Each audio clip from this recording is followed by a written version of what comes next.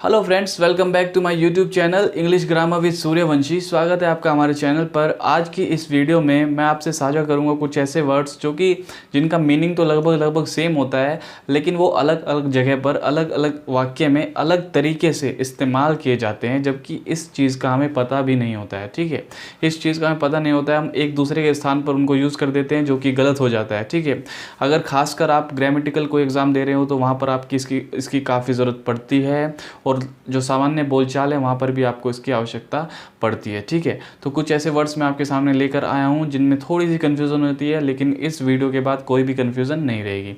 चलिए देखते हैं कौन से वो वर्ड्स हैं। सबसे पहले वर्ड्स है मैनी और मच, ये दोनों। ठीक है, इनका दोनों का ही मतलब होता है बहुत सारा। ठीक है, दोनों का ही मतलब होता है बहुत सारे, यानी दो से अधिक। ठीक है, मैनी मच, दो से अधिक। ठीक है, अब देखिए मैनी जो है वो संख्यावाचक है, ठीक है, और जो मच है वो परिमाणवाचक है। इन शब्दों से आप क्या समझ पा रहे हो? देखिए, संख्यावाचक यानी कि जिसकी हम एक तरीके से गिनती कर सकते हो, जैसे 1 2 3 4 5, ये संख्याएं हैं ना। ठीक है, कोई 10 आदमी है, कोई 20 है, कोई 1000 है, कोई 1 करोड़ है, तो इसकी हम गिनती कर सकते हैं। लेकिन मच मात्रा को बताता है, यानी परिमाण को बताता है, ये परिमाणवाचक होता है। ठीक है, इनसे परिमाण का पता चलता है, मात्रा का, यानी कि उस ऐसी चीज़ें जिनकी गिनती नहीं की जा सकती, जो 1 2 3 4 तरीके से नहीं होते। ठीक है, बहुत सारा, ठीक है, उसकी मात्रा होती है। समझाता हूँ कैसे। ठीक है, पहला एग्जांपल देखिए, मैनी मैन केम हेयर। ठीक है, बहुत से आदमी यहाँ आए। मैनी मैन केम हेयर, बहुत सारे आदमी यहाँ आए। मैनी मैन केम हेयर, बहुत सारे आदमी यहाँ आए। इसको ध्यान से समझिए, बहुत सारे आदमी, तो क्या वो बहुत सारे आदमी गिने नहीं जा सकते? आदमी गिने जा सकते हैं, वो 10 होंगे, 100 होंगे, 1000 होंगे, 1 लाख होंगे, 1 करोड़ होंगे, 1 अरब होंगे, लेकिन गिने तो जा सकते हैं। तो वो संख्या की बात हो रही है कि उनकी संख्या कितनी है, तो उसके लिए हम मैनी यूज़ करते हैं, ना कि मच। ठीक है, अब मच की बात कीजिए, आई हैव मच मिल्क, मेरे पास बहुत सारा दूध है, मेरे पास बहुत सारा दूध है। तो ये जो बहुत है, ये जो मच है, ठीक है, इसमें हमने दूध की बात करी, लेकिन क्या आप इसको गिन सकते हो? मेरे पास 1 दूध है, 2 दूध है, 3 दूध है, 4 नहीं।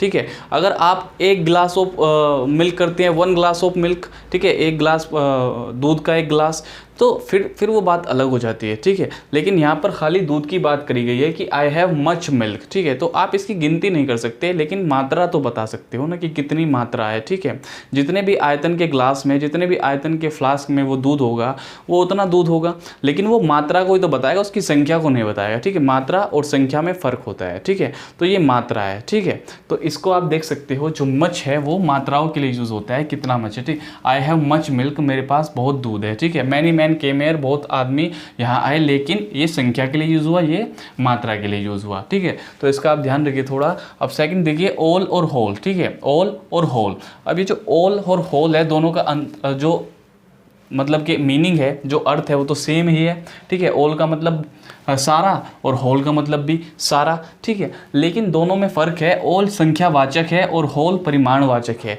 ठीक है, जैसे ऊपर मैंने बात करी, ऐसे इसमें भी ऑल जो है वो संख्यावाचक है, होल जो है वो परिमाणवाचक, यानी वो मात्राओं को बताता है।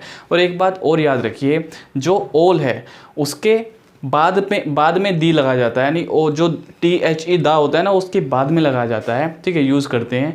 और जो होल है, WHOLE होल, इससे पहले दा का इस्तेमाल करते हैं। देखिए जरा एग्जांपल को, I have purchased all the oranges. ठीक है, I have purchased all the oranges, मैंने सभी संतरे खरीद लिए हैं, मैंने सभी संतरे खरीद लिए हैं, सारे संतरे खरीद लिए हैं। ठीक है, अब ये रहा हमारा ऑल सभी के लिए। इसके बाद हमने दी ऑरेंजेस। ठीक है, ऑल दी ऑरेंजेस, यानी मैंने सभी संतरे खरीद लिए, तो ऑल के बाद दी का यूज़ हुआ है। ठीक है, अब इसमें देखिए, the child has drunk the whole milk, the child has drunk the whole milk, the whole milk. ठीक है, बच्चे ने सारा दूध पी लिया है, बच्चे ने सारा दूध पी लिया है, the child has drunk the whole milk. ठीक है, the whole milk, all the oranges, all के बाद दी आ रहा है, दी होल मिल्क, होल से दी पहले आ रहा है। तो इन दोनों में ये भी एक डिफरेंस होता है। ठीक है, यहाँ पर आपने याद रखना है कि जो दी है वो होल से पहले लगाना है, और ऑल ALL ऑल के बाद लगाना है। ठीक है, the child has drunk the whole milk, बच्चे ने सारा दूध पी लिया है, बच्चे ने सारा दूध पी पी लिया है। तो ये एक मात्रा है, दूध की मात्रा, ठीक है। और ये जो ऑरेंजेस हैं आप इनको गिन सकते हो, 10 ऑरेंजेस होंगे, 20 ऑरेंजेस होंगे, 30 ऑरेंजेस होंगे, ठीक है। 1 kg 2 kg कुछ भी हो सकता है, ठीक है। तो आप वो एक संख्यावाचक हो गया और ये एक मात्रावाचक परिमाणवाचक हो गया, ठीक है। तो इन दोनों में ये डिफरेंस होता है। थर्ड देखिए ईच अदर और वन अनदर, ठीक है। इसमें सबसे बड़ी कंफ्यूजन हो जाती है, ठीक है। देखिए आमतौर पर ईच अदर यूज करते रहते हैं, जहाँ पर वन अनदर यूज होना है वहाँ पर भी ईच अदर यूज करते रहते हैं, जो कि गलत है, ठीक है। अगर आप सही तरीके से इंग्लिश सीखना चाहते हो और ग्रामर को अच्छे तरीके से अपने कब्जे में करना चाहते हो तो आपको ये बात पता होनी चाहिए। देखिए अर्थ होता है आपस में, दोनों का, ईच अदर का भी अर्थ होता है आपस में और वन अनदर का भी अर्थ होता है आपस में, ठीक है। अब ईच अदर का जो प्रयोग है वो दो के लिए होता है, यानी दो व्यक्ति, दो वस्तु, दो के लिए होता है, किसी के लिए हो सकता है का प्रयोग। लेकिन इसका जो वन अनदर है इसका प्रयोग हम 3 या 3 से अधिक के लिए करते हैं। 3 वस्तु, 3 व्यक्ति, 3 कुछ भी हो, लेकिन 3 होने चाहिए या उससे अधिक होने चाहिए, उसके लिए हम वन अनदर का यूज करते हैं, ठीक है। एग्जाम्पल को देखिए, both the friends quarrelled with each other, both the friends quarrelled with each other. अब बोथ का तो आपको पता ही होगा, बोथ का मतलब होता है दोनों, ठीक है, दोनों होता है। सो दोनों मित्र आपस में लड़े, दोनों मित्र आपस में लड़े। Both the friends quarrelled with each other, या दोनों मित्र एक दूसरे के साथ लड़े, ठीक है, एक दूसरे के साथ। तो आपस में वो दो ही तो थे, तो दो के लिए हमने यूज कर दिया each other, okay. Friends help one another, मित्र एक दूसरे की मदद करते हैं या मित्र आपस में एक दूसरे की मदद करते हैं, ठीक है, एक दूसरे की। लेकिन यहाँ पर हमने दो की बात नहीं करी, यहाँ पर हम एक संज्ञा दे रहे हैं, एक बात कह रहे हैं कि जो मित्र हैं वो एक दूसरे की मदद करते हैं, यानी सारे मित्र, जितने भी मित्र हैं, तो 3 से तो अधिक ही होंगे, गारंटी की बात है, तो ठीक है। तो 3 से अधिक होंगे तो उसके लिए हमने क्या यूज़ किया है, हमने यूज़ किया है वन अनदर, ठीक है। तो आप कभी भी अगर 3 व्यक्ति या उससे अधिक की बात करनी हो तो आपको वन अनदर यूज़ करना है, अगर 2 की बात करनी हो तो आपको ईच अदर यूज़ करना है, ठीक है। ईच अदर जैसे both the friends quarrel with each other, ठीक है, दोनों फ्रेंड्स आपस में झगड़े, आपस में लड़ाई किया, ठीक है। तो इस तरह से आप इनका यूज़ कर सकते हो। अब 2 शब्द और हैं, वेरी और मच, इनका भी मैं आपको बता देता हूँ। देखिए दोस्तों, जो वेरी और मच हैं इनका इस्तेमाल भी हमें थोड़ा ध्यानपूर्वक करना चाहिए। कहाँ पर वेरी यूज़ करना है, कहाँ पर मच यूज़ करना है, हमें ये मालूम होना चाहिए, ठीक है। देखिए मैंने कुछ लिखा है, ये आप देख लीजिए। एडजेक्टिव या एडवर्ब की जो पॉजिटिव डिग्री होती है, ठीक है, आप जानते हो कि हर एडजेक्टिव या एडवर्ब की 3 डिग्रीज होती हैं, पॉजिटिव डिग्री, कंपैरेटिव डिग्री और सुपरलेटिव डिग्री, ठीक है। तो जो पॉजिटिव डिग्री होती है एडजेक्टिव या एडवर्ब की या फिर प्रेजेंट पार्टिसिपल, उसके पहले हम वेरी का प्रयोग करते हैं, ठीक है। अगर किसी एडवर्ब या एडजेक्टिव की कोई पॉजिटिव डिग्री है तो उससे पहले हम वेरी का इस्तेमाल करेंगे, या फिर प्रेजेंट पार्टिसिपल। प्रेजेंट पार्टिसिपल आप जानते ही हो, जब आईएनजी जुड़ जाता है किसी भी शब्द में, आईएनजी किसी भी वर्ब में हम आईएनजी को जोड़ देते हैं तो वो प्रेजेंट पार्टिसिपल बन जाता है, ठीक है। तो उससे पहले हम वेरी का इस्तेमाल करते हैं।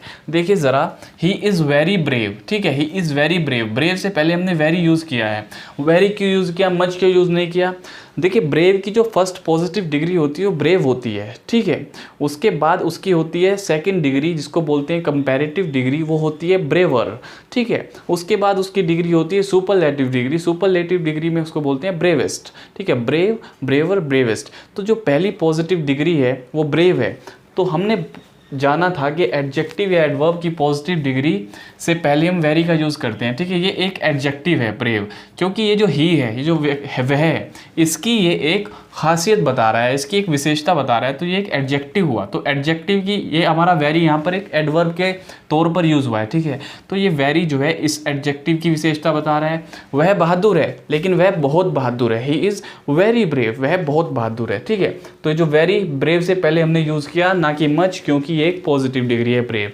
अब देखिए, जबकि एडजेक्टिव या एडवर्ब की कंपैरेटिव डिग्री तथा पास्ट पार्टिसिपल के पहले मच का प्रयोग किया जाता है। तो मच का प्रयोग हम करते हैं जब एडजेक्टिव या एडवर्ब की कंपैरेटिव डिग्री होती है, ठीक है, ना कि सुपरलेटिव, ना ही पॉजिटिव, ठीक है। पहले हम इसी का एक एग्जांपल और देखते हैं। It is a very interesting story, यह एक बहुत ही रोचक कहानी है, बहुत ही रोचक कहानी है। ये देखिए इंटरेस्टिंग, ये हमारा एडजेक्टिव है। क्या है हमारा? एडजेक्टिव है, इंटरेस्टिंग, रोचक, ठीक है। इससे पहले क्या यूज़ हुआ है? वेरी यूज़ हुआ है। क्यों किया है? देखिए दोनों तरीके से, अगर आप इंटरेस्टिंग की भी 3 डिग्री देखें तो पहली होती है पॉजिटिव डिग्री इंटरेस्टिंग, दूसरी होती है कंपैरेटिव डिग्री मोर इंटरेस्टिंग, और थर्ड होती है कौन सी डिग्री होती है सुपरलेटिव मोस्ट इंटरेस्टिंग। ठीक है, उस हिसाब से भी ये इससे पहले वेरी आना चाहिए। और मैंने बताया प्रेजेंट पार्टिसिपल, अगर वो ये प्रेजेंट पार्टिसिपल ही तो है, इसमें आईएनजी जुड़ा हुआ है, तो फिर आप देख सकते हो। ठीक है, तो आप it is a very interesting story, इससे पहले वेरी का यूज़ कर सकते हो। यह एक बहुत ही रोचक कहानी है। अब बात करते हैं इसकी यानी मच की। Ram is much braver than Shyam. Ram Shyam से ज़्यादा बहादुर है। राम श्याम से बहुत ज़्यादा बहादुर है या ज़्यादा बहादुर है। ठीक है, हमने मच यूज़ किया ब्रेवर से पहले। इसका क्या कारण है? इसका कारण है जो ब्रेवर है ये ब्रेव की सेकंड डिग्री है, इसका मतलब ये कंपैरेटिव डिग्री है। कंपैरेटिव डिग्री से पहले हम किसका यूज़ करते हैं? मच का यूज़ करते हैं। ठीक है, तो हमने मच यूज़ कर दिया। ठीक है, Ram is much braver than Shyam. Ram Shyam से ज़्यादा बहादुर है। Ram can write much more beautifully than Shyam. ठीक है, तो मोर ब्यूटीफुली से पहले आ गया मच। ठीक है, Ram can write more beautifully than Shyam. Ram Shyam से ज़्यादा सुंदर तरीके से लिख सकता है। ठीक है, ज़्यादा सुंदरता से लिख सकता है। अब ब्यूटीफुली जो होता है इसकी फर्स्ट डिग्री होती है पॉजिटिव डिग्री ब्यूटीफुल, सेकंड होती है यानी कंपैरेटिव डिग्री मोर ब्यूटीफुली, थर्ड होती है सुपरलेटिव डिग्री मोस्ट ब्यूटीफुली। ठीक है, तो यहाँ पर मोर ब्यूटीफुली यानी कंपैरेटिव डिग्री है, और कंपैरेटिव डिग्री से पहले हमें मच का यूज़ करना है जो कि रूल हमें कहता है, तो हमने मच का यहाँ पर यूज़ कर दिया। Ram can write much more beautifully than Shyam. Ram Shyam से बहुत ज़्यादा सुंदर तरीके से लिख सकता है। राम कैन राइट, ठीक है, लिख सकता है। ठीक है, तो दोस्तों ये थे वेरी, मच, ऑल, होल, ठीक है, ईच, इन सब के बारे में मैंने आपको बताया कि कहाँ पर किसका इस्तेमाल करना है ताकि आपको कोई भी कन्फ्यूज़न इन शब्दों में ना हो। ठीक है, एक और शब्द होता है एल्स, ELSE एल्स। ठीक है, उसके बारे में आप जानते होंगे, ELSE एल्स, इसका मतलब होता है अन्य। ठीक है, इसका मतलब होता है अन्य, तो इसको भी आप देख लीजिए थोड़ा। एल्स का भी इस्तेमाल कुछ इसी प्रकार से करते हैं। Who else is present there, वहाँ पर अन्य और कौन है, वहाँ पर अन्य और कौन मौजूद है। Who else is present there, इस प्रकार से आप एल्स का भी इस्तेमाल कर सकते हैं। ठीक है, लेकिन फिलहाल जो वेरी मच है, ऑल, होल है, ठीक है, ईच अदर, ईच अनदर, ठीक है, वन अनदर, वो हैं, उनके अंदर कैसे आपको डिफरेंस पता करना है, कैसे उनको डिफरेंट तरीके से यूज़ करना है सेंटेंस में, वो मैंने आपको बताना था, जो कि मैं आपको बता चुका हूँ। ठीक है, तो मैं आशा करता हूँ कि आप अब कभी भी इनमें तो कंफ्यूज नहीं होगे। तो आज की वीडियो में इतना ही, मिलते हैं अपनी नेक्स्ट वीडियो में किसी और बेनिफिशियल टॉपिक के साथ। Thank you.